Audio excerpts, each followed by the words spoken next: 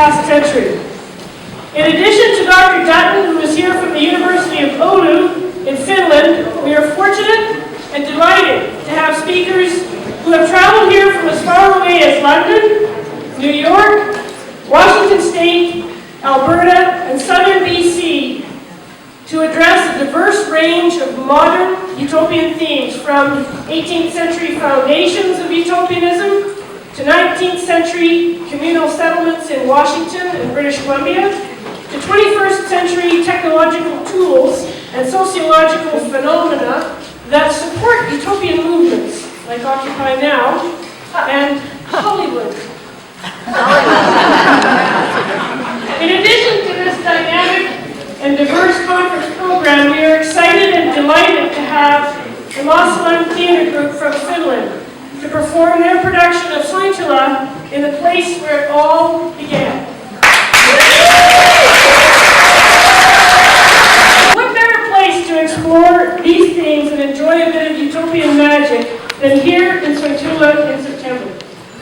This conference and the theater performance represent over a year's commitment from a very dedicated group of volunteers in Finland and here in our small community of Sointula.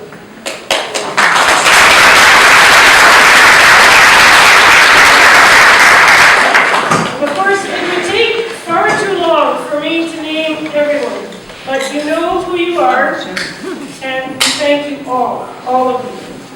Thank you.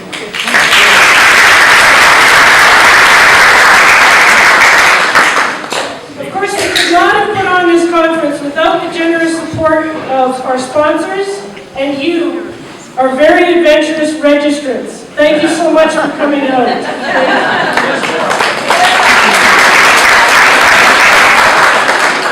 On behalf of the conference volunteers, I invite you to enjoy this event and Sointula.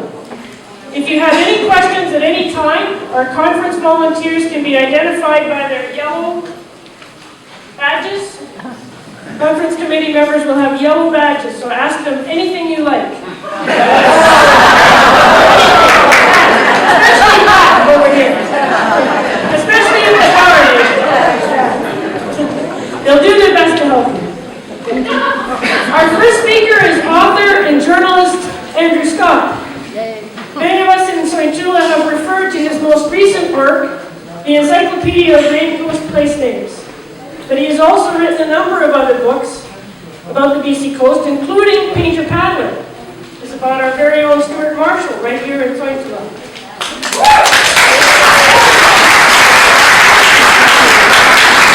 He's also written another book called Secret Places, or Secret Coastlines in British Columbia, and again, Sointula. I think somehow, there's a theme here with Andrew. But he's also written numerous articles for magazines and newspapers throughout Canada, and the US, Australia, and the UK. And he has edited a number of publications, including Western Living and the Golden Mail City Living magazine in Toronto, I believe it was. Yes. But his first book, The Promise of Paradise, chronicled early attempts at establishing utopian colonies, including Sointula in British Columbia. He will be discussing this topic, and he's making the opening remarks this evening. Please welcome Andrew Scott. Thank you, Anne-Marie. Good evening, everyone. It's my privilege to offer the first presentation of the conference. And yes, I'm delighted to be back in the beautiful and historically interesting community of Sointula, which I've been lucky enough to visit and write about over the years several times.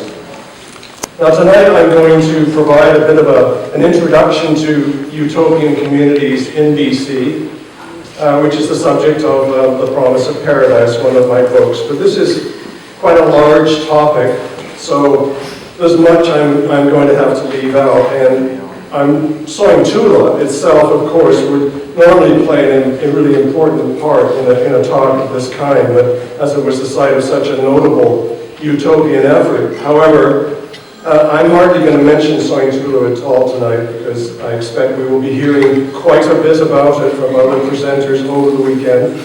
Also, I'm largely going to skip over the commune era of the 60s and 70s even though there were dozens and perhaps hundreds of intentional communities formed here in BC, including some very interesting ones, because I believe that other speakers are going to touch that topic and very similar topics tomorrow. So I'm just going to start off with a bit of a definition, because there's a lot of inaccurate descriptions and terms get thrown around when it comes to utopian communities, including the 5 C words, which I always think of as colonies, communes, collectives, cooperatives, and of course, cults. Now, these types of settlements are sometimes called alternative or experimental, but as well as utopian, though the preferred phrase that seems to have emerged in recent years is intentional community. So what do we mean by intentional community? These are some of the criteria that I find to be useful, that they be created deliberately, that they have a common purpose of some kind, and that they're created as an alternative of some kind to the dominant society. And the 4th trait may sound a little strange, but what I mean by that is to discredit the notion that these kinds of places only exist in remote, isolated areas, or that their inhabitants necessarily seek isolation, because that is not true. Some intentional communities are found in cities, for instance, and indeed they can be found almost anywhere and take in almost any shape and form imaginable. Now, in BC, to me, the earliest places that meet these criteria are the so-called model villages founded by Christian missionaries in the mid-1800s. And they're not really perfect examples of utopian communities. They might have been utopian from the missionaries' perspective, but they rarely were from the perspective of the native people. But the example I want to talk about briefly tonight is a very famous one called Metlakatla on the North BC coast. It was founded by a guy called William Duncan. We see him here. Of course, I'm not supposed to turn around in case I get feedback. So we see William Duncan about age 40 here. He was an English lay missionary. He was never ordained. He was sent out by the Anglican Church Missionary Society in 1957 to Fort Simpson on the North BC coast, the Hudson's Bay Company trading post, and at that time the largest community on BC's north coast. And then 5 years later, in an attempt to get away from the incredible violence and brutality of Fort Simpson, he led a group of Tsimshian First Nation followers south a few miles to this place called Metlakatla, which was an old village site of the Tsimshians, very close to where Prince Rupert is today, but of course Prince Rupert didn't exist at that time. So it just so happened that year that the worst ever epidemic of smallpox took place on the BC coast, 1862. It was a total disaster. Duncan was able to vaccinate his followers, and he also vaccinated hundreds of other Tsimshian people who came to visit and stay at his community, but they are only accepted if they agreed to abide by his rules. No gambling or drinking, of course.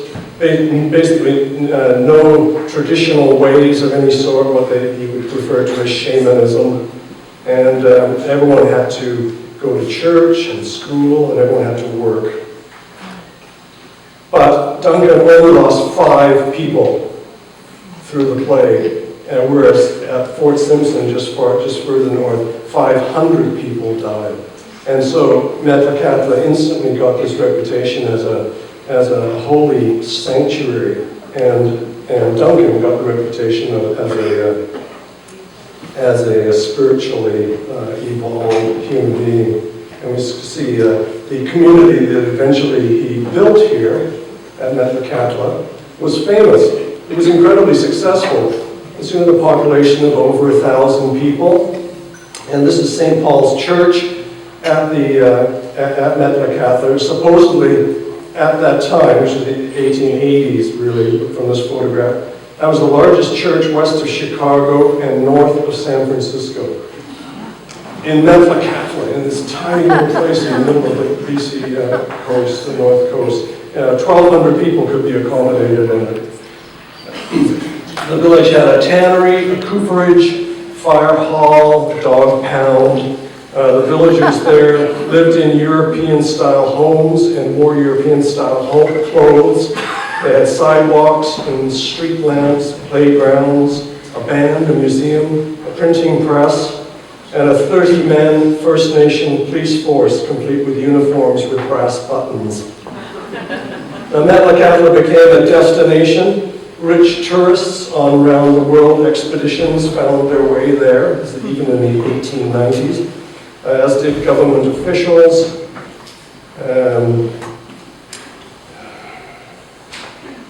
Sorry, where am I here? And other missionaries, and even Canada's Governor General paid a visit.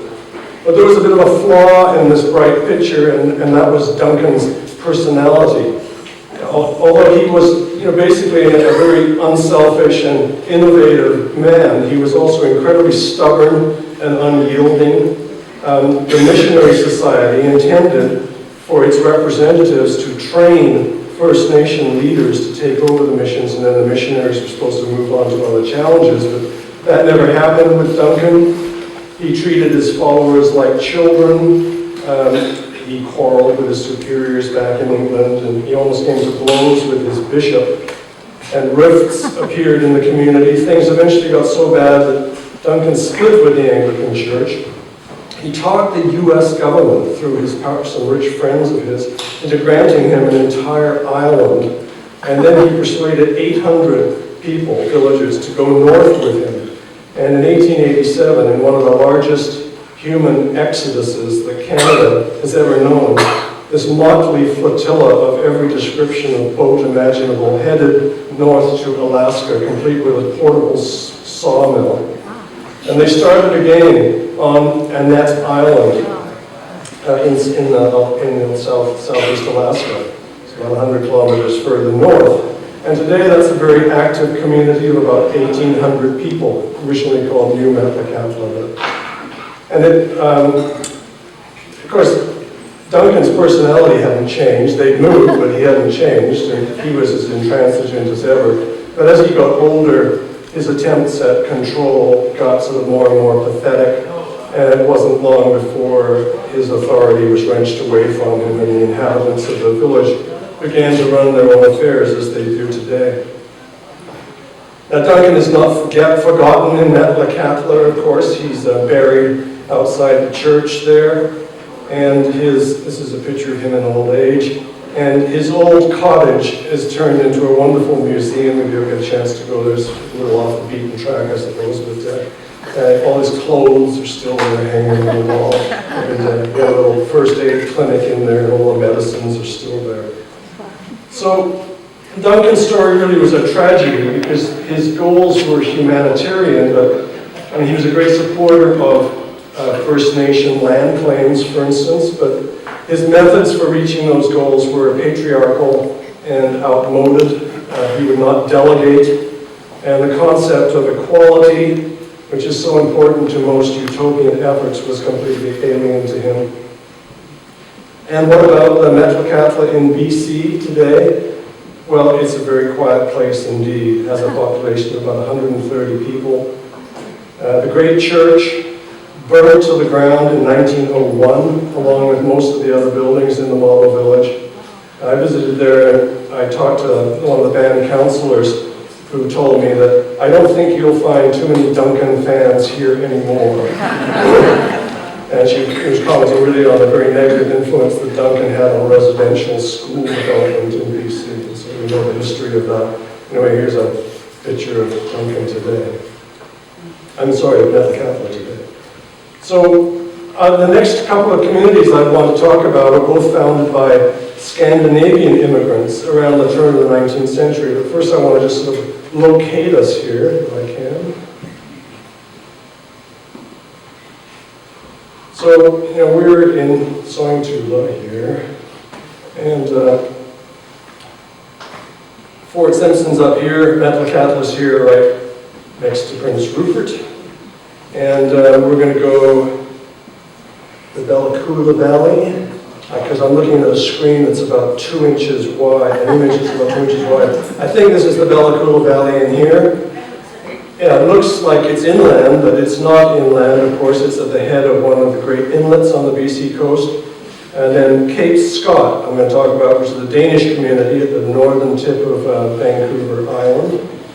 And then we'll talk about the Doukhobors a little bit, who moved into this area here in the West Kootenays, and a couple of other places I'm just going to touch on.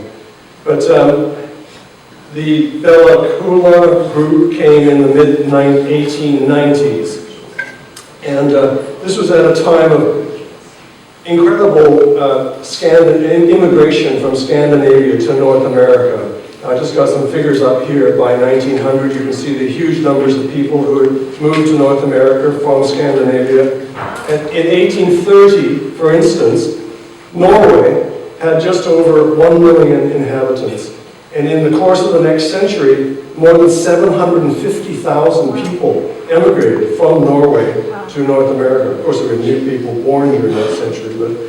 And the only country that had a higher emigration rate was Ireland. And they left because of poverty, and especially because of the lack of arable land for a rapidly expanding population. And most Scandinavians moved to the north-central U.S. first. And of course, many of them still, their descendants still live there today. But many of them grew disenchanted with that part of the world. There were no trees. The climate was unbelievably extreme, and about the only thing they could grow or practice agriculture on was wheat. And they were used to a combination of fishing and logging and farming. Sound familiar? Yeah, so they'd heard rumors about the Pacific Northwest, and they thought that a better and more familiar way of life might be possible there. But the Bella Coola settlement really got its start because of a Norwegian named Philip Jacobsen, who had found a really unusual job for himself on the BC coast. He was a remarkable guy. He went up and down the coast, he gathered First Nation artifacts for European museums.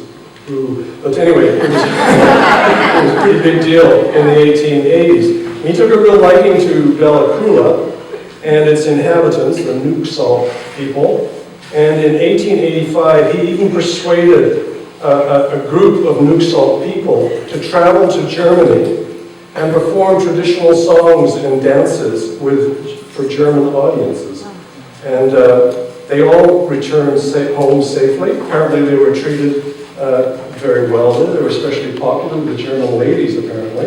And one man later built himself a longhouse at Bella Coola with a spire modeled on Cologne Cathedral. It was in Bella Coola in 1890. You know, it's really, it's talk about culture clashing.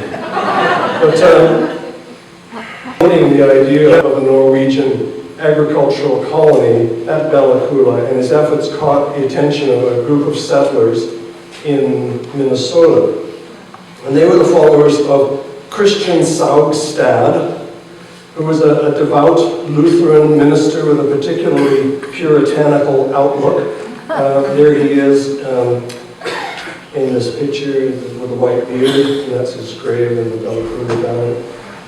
He sought to establish a community of, quote, almost morally perfect people. In order necessary to do this in a remote location away from temptation. He visited the Pacific Northwest and he made a long trip up to Bella Coola. He liked what he saw. He began to negotiate with the BC government for a land grant. Now, BC desperately wanted immigrants at that time, and the government thought highly of Scandinavians. They were seen to be tough, energetic, and uncomplaining.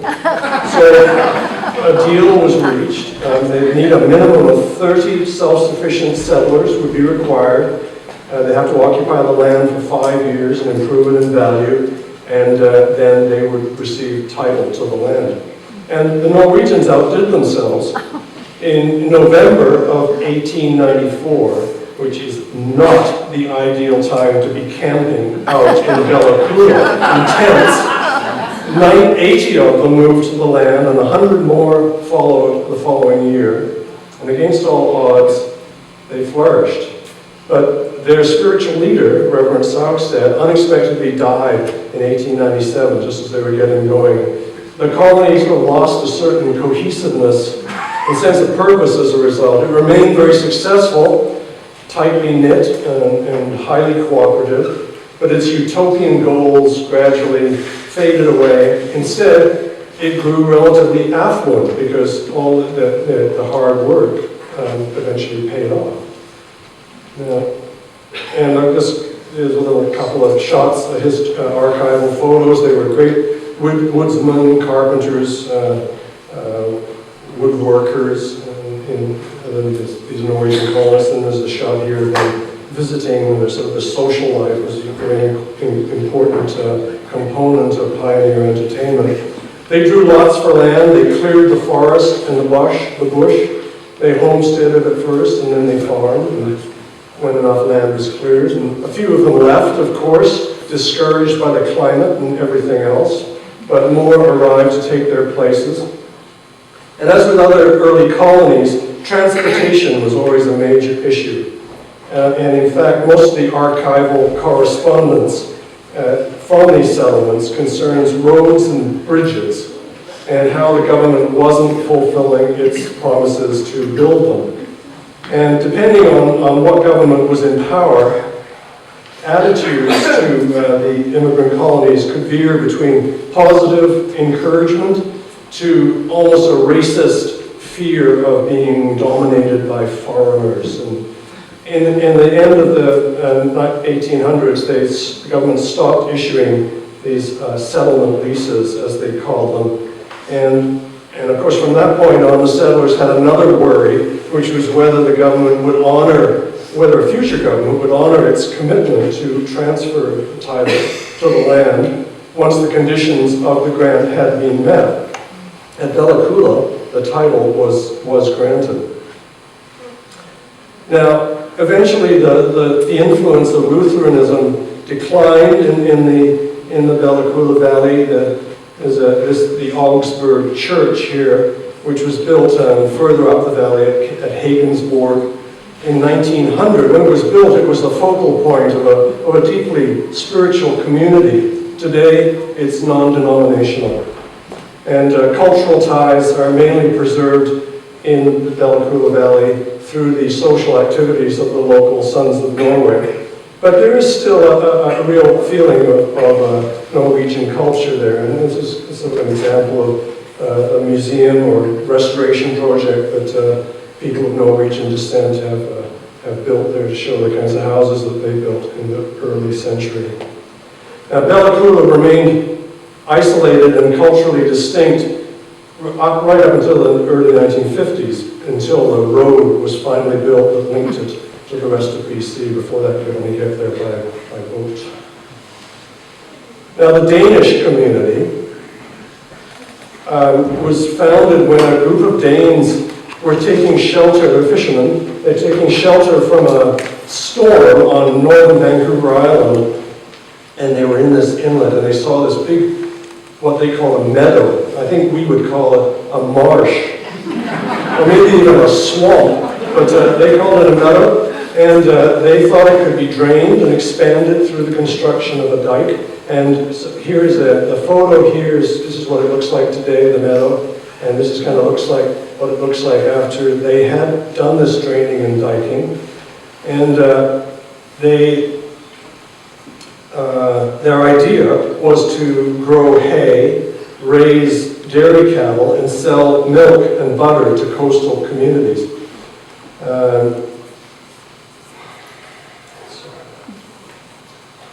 Now the Danes were very influenced by trends back home in Denmark, where there'd been in the 19th century, there'd been a collapse of the grain market. And a lot of farmers had to diversify, And one of the things they diversified into was cattle breeding, that was dairying. But to make high-end dairy products requires machinery, and of course they couldn't afford machinery, so they bound together and formed small cooperative dairying associations to buy the equipment. These became very successful, and the Danes were at the real forefront of a lot of the cooperative movement, and this co-op idea spread to other agricultural endeavors such as poultry farms and slaughterhouses.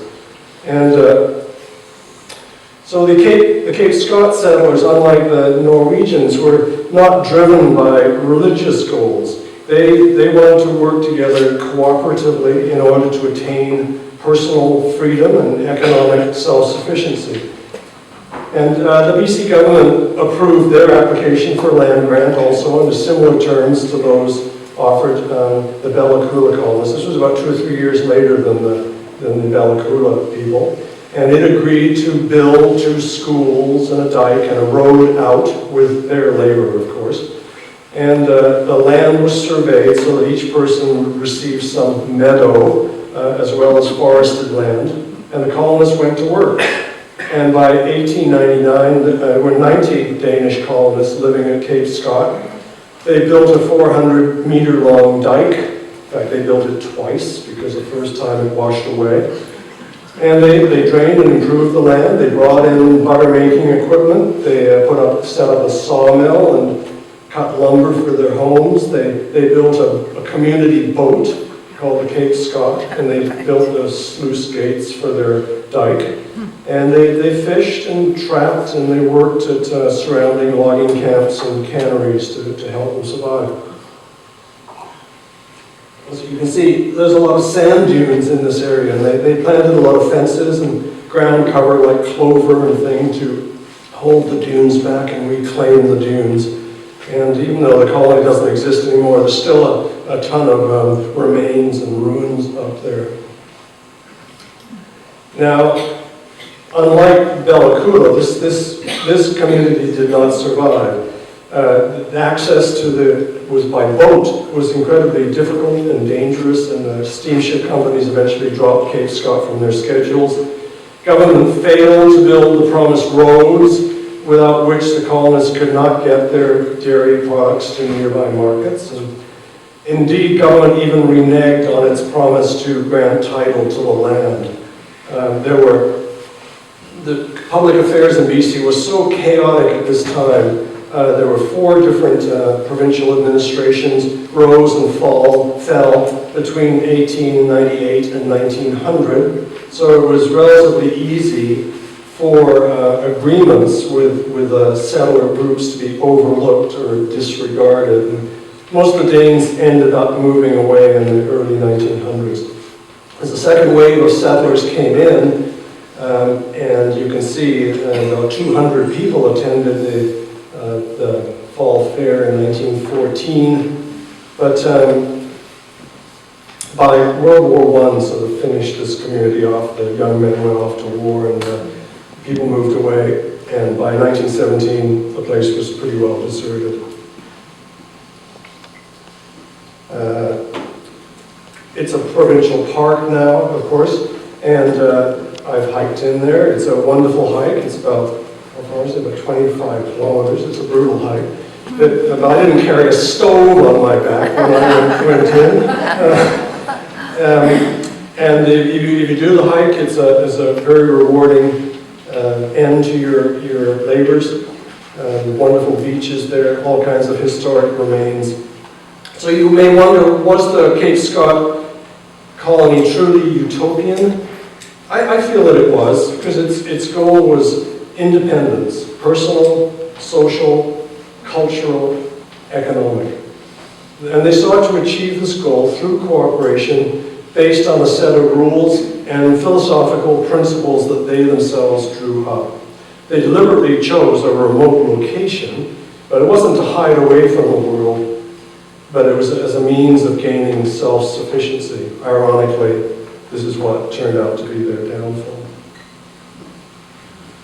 So now we're going to leave the coast and visit the West Kootenays, where starting about 1909, a group of immigrants known as Doukhobors established a number of intentional communities. And this is a photograph from just outside Grand Forks. It shows the kind of buildings. These are community houses the Doukhobors built. They usually built them in pairs, surrounded by outbuildings of all kinds, shops and workshops. And they've virtually all gone. There were hundreds of them for this region. There's two here, and the last few ones that exist have mostly been turned into museums. There's a couple of museums. Now, there are as many as 30,000 Doukhobors in Western Canada today, so you'd think that they would have no trouble maintaining their traditions, but the sect has an oral culture, and it's transmitted through Russian. And of course, young Doukhobors no longer speak Russian, many of their young people are leaving the faith anyway. They marry outsiders, they become Canadian. No one lives communally anymore. And today the Doukhobors are struggling to preserve their religion and their culture. But I find their story quite inspirational. This sect originated in the Ukraine about 350 years ago. They were Christians, but they believed that God existed only within each person in the form of the Holy Spirit. And as a result, they felt that church and priesthood, even the Bible, were superfluous and completely unnecessary. This did not sit well with the church and the priesthood. Now, they were vegetarians, they were adamant pacifists, they repudiated all compulsory state requirements like conscription, etc. This, of course, did not sit well with the government. So they were persecuted for decades, centuries. They were forced to move from region to region. Eventually, with a lot of help from the great writer Leo Tolstoy, they were allowed to emigrate. First they moved to Cyprus, many of them, and then they moved to the Canadian prairies, where land was reserved for them. And so here we see them arriving at Halifax, about 7,500 people, and we see them marching to their land in Saskatchewan, this reserved land. Because they had no animals, they had no farm animals. There's a famous photo below here showing the women hooking themselves up to a plow to turn the virgin prairie sod. But their motto, which they obeyed to the letter, was toil and peaceful life. They lived communally, they practiced extreme thrift, and they prospered. Eventually, however, they were forced to make an oath of allegiance to Canada in order to secure title to their land. And they could not do that and would not do that. And 5,000 of them ended up moving to BC in 1909, where they bought thousands of hectares of farmland outright so they could do what they wanted with it. And they started again, anew, as they had done many times before. They had a remarkable leader, a very capable man, Peter the Lordly, Peter the... By the 1920s, the Doukhobors were running a veritable agricultural empire in BC at Utashani, which is now the site of Castlegar Airport. They had 24 pairs of these community houses which sheltered several thousand individuals. Across the Kootenay River at Brilliant, they built a huge jam factory. They were really into fruit, growing fruit. Fruit was the perfect food. They had a grain elevator, a sawmill, a flour mill, more community houses. An additional 60 community houses occupied these surrounding valleys. But there were problems. Because of this land that they bought, they'd taken on huge mortgages, and they were running up huge debts. And also, they spoke only Russian, and the surrounding people accused them of failing to integrate. You know, they didn't send their children to school, they didn't support local businesses, they didn't enlist for World War I, they failed to register births and deaths on a strict and regulatory nature. And so there was resentment towards them. And this weird thing happened when there was resentment outside. Whenever the outside social pressure on the sect became intense, this fundamentalist fringe element called the Sons of Freedom grew active.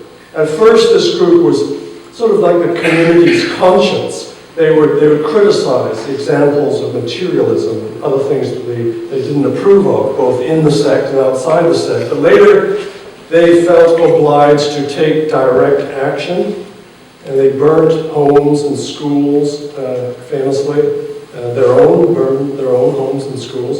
And then they escalated, they bombed a train, killing Peter Lordley, their leader, and 8 other people. I think it was 1924, and no one was ever arrested for this crime. And these are some photographs of Peter's funeral. And today, many people mistakenly and quite unfairly associate the Duke of Ors solely with the Sons of Freedom. I say unfairly because the Freedomites were only ever a small part of this sect. And mainstream Duke of Ors utterly repudiated their violent activities.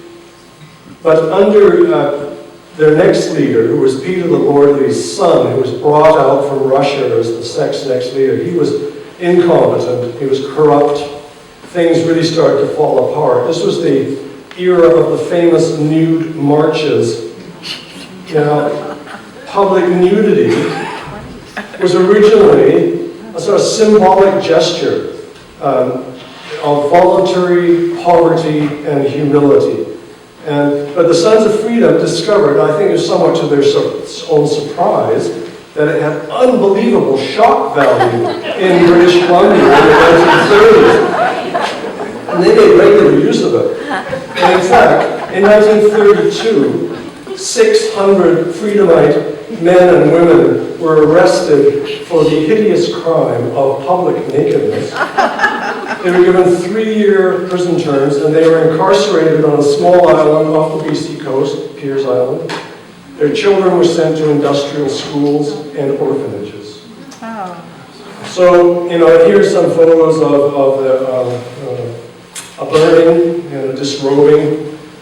And also this bottom shot is one of these huge outdoor prayer meetings or sobranis that kind of mark their culture and beliefs. Now, in 1937, the Duke of Ors went bankrupt. And they would have lost all their land, so the banks would have just taken it over. But the BC government stepped in, did the right thing, intervened. However, their communal way of life was completely destroyed. And at this time, the Freedomites, the Sons of Freedom, they went completely berserk. They escalated to basically terrorist activity. They bombed and burned non-sect targets like railroads and power lines. There was a scary time in the area in BC. And by the 1960s, most of the instigators had been arrested, charged with arson. They were imprisoned in a special fireproof facility at Agassiz, and more than 600 of their sympathizers camped outside that prison for 9 years. We forget this history, it's amazing history. But by the 1970s and 80s, the Duke of Ors had kind of dropped from the newspaper headlines. The energy had ran out of their opposition of the Freedomites. They had finally been made to live like everyone else on their own little plots of land with their children at school and their births and deaths neatly registered. But there are many in the sect, however, who still fight against the erosion of their language and their religion. And the Duke of Ors are very active in such utopian movements as international disarmament and world peace. And there's some shots here. This is one of the schools. This is one of their community houses, and this is a flour mill that's being turned into a museum. So between the arrival of the Duke of Ors and the commune era of the 1970s, there were several other important intentional communities were formed in BC, and one of them was the Emissaries of Divine Light at 100 Mile House. And this one can sort of be seen as a bit of a bridge connecting the early immigrant colonies to those of the modern era or New Age. The emissaries were founded in 1940 in Colorado by a spiritual teacher and visionary named Lloyd Meeker. And then a British nobleman who ran his family's huge ranch in the BC interior is named Martin Exeter. He came under Meeker's influence and established a Canadian emissary base at 100 Mile House, and there's a shot of what 100 Mile House used to look like. It was a gold rush hostelry, and this was the 100 Mile Lodge in the 1950s. Now, this sect expanded very rapidly in the 1960s and 70s, by which time Exeter had become its leader. And by the mid-1980s, there were hundreds of people living communally at the 100 Mile House. And the emissary influence on the town was significant. In fact, it kind of was the town, as it owned a lot of the large number of businesses and a lot of property. But after Exeter died in 1988, emissary activity became more focused in the United States, and though several communities continue to flourish in BC, today the organization is global in scope and runs 18 retreat centers around the world. And another intentional community in BC got its start in 1952 when a group of Quakers from California, fed up with what they perceived as a growing U.S. militarism and materialism, drove north to BC. We see some photos of their great trek, and settled in the tiny hamlet of Argenta, which is on the shores of Kootenay Lake. They started a very successful private alternative school there, and they didn't live communally, but they lived cooperatively, pooling their earnings and surviving through what they call the spirit of sharing. Now, many Quaker beliefs are quite similar to those of the Duke of Wars, and indeed, British Quakers had played an essential role in helping the Duke of Wars reach Canada. And today, while Argenta is quite normal in outward appearances and is not exclusively Quaker by any means, it is still underpinned by a sophisticated variety of cooperative enterprises. So as I mentioned earlier, I'm going to skip over the 1960s and 70s, during which period there are dozens or hundreds of short-lived intentional communities were founded in BC.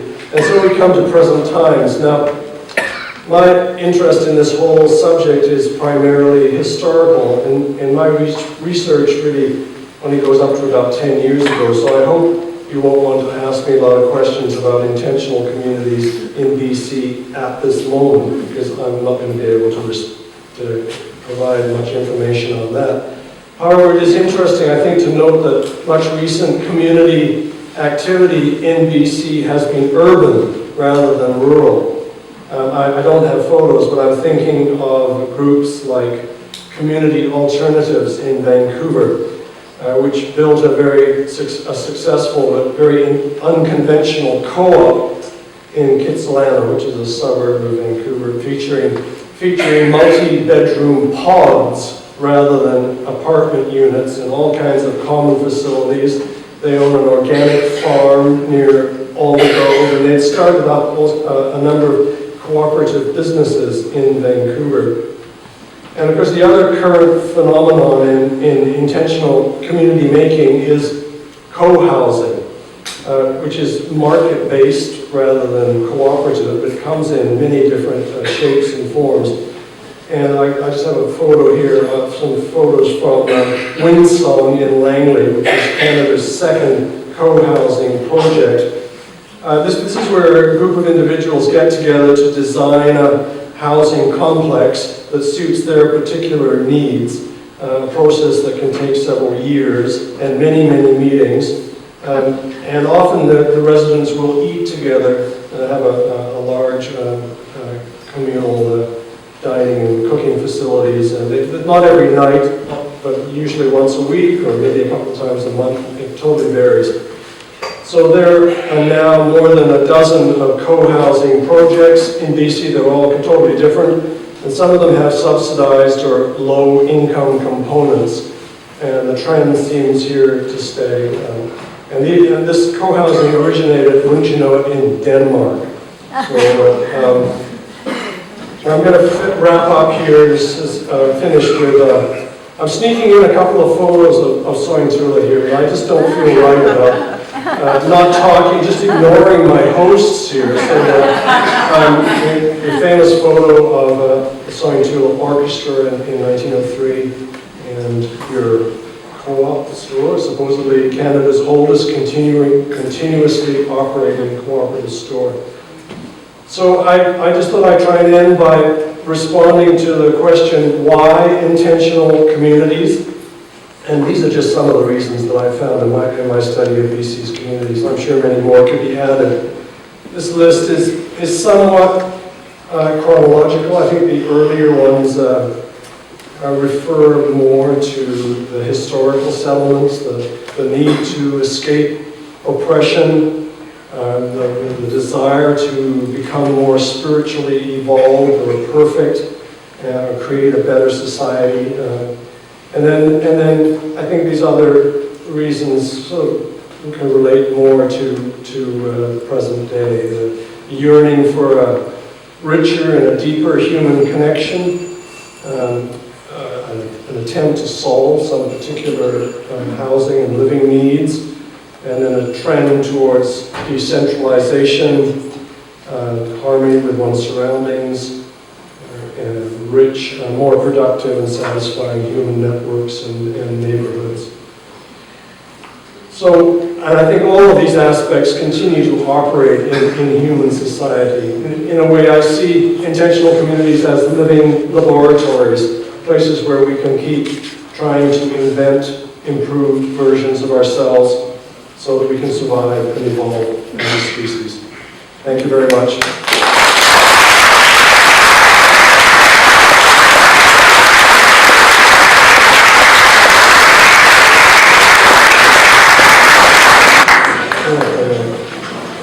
You can't have a both mics on the same time.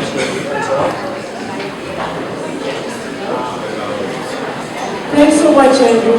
And thank you all for coming out tonight. Now, I must warn you, don't anybody get any ideas about showing up nude tomorrow. It won't wash here in Sointula. I'm sure it will. On behalf of the Sointula Culture Shock Committee, we'd like to give you a small token of our appreciation, Andrew, for coming.